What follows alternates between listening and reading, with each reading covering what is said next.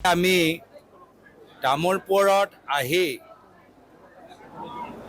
কংগ্ৰেছ দলৰ এটা সভাত আমি ৰাইজক অৱগত কৰাইছোঁ যে এইবাৰ কংগ্ৰেছ দলে BTR নিৰ্বাচন যথেষ্ট গুৰুত্ব সহকাৰে লৈছে আৰু এইবাৰ BTR নিৰ্বাচনত যুঁজ এখন হ'ব।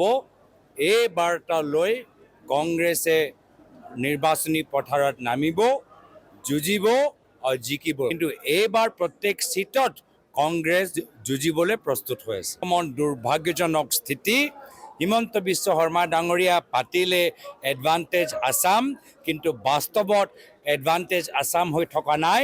এতিয়া এডভান্টেজ আদানী হৈ আছে।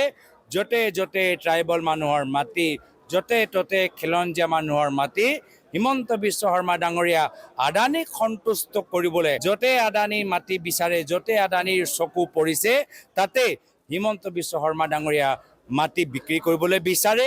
আৰু দুৰ্ভাগ্যজনক কথা যে যিদৰে হিমন্ত বিশ্ব শৰ্মা ডাঙৰীয়া আদানীৰ সন্মুখত নিমাত, একেৰাহে UPPLৰ প্ৰমোদ বড়ো ডাঙৰীয়া হিমন্ত বিশ্ব শৰ্মা ডাঙৰীয়া সন্মুখত নিমাত হৈ আছে। কওক যে 12 বছৰ 13 বছৰ শুই কিয় আছিলে?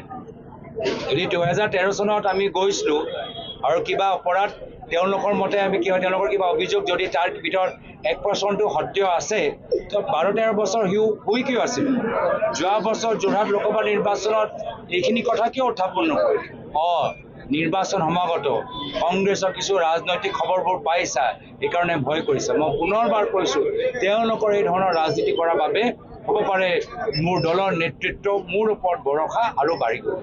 তেওঁলোকে গৃহ বিভাগ আজি অসমৰ ভিতৰত আটাইতকৈ বিফল।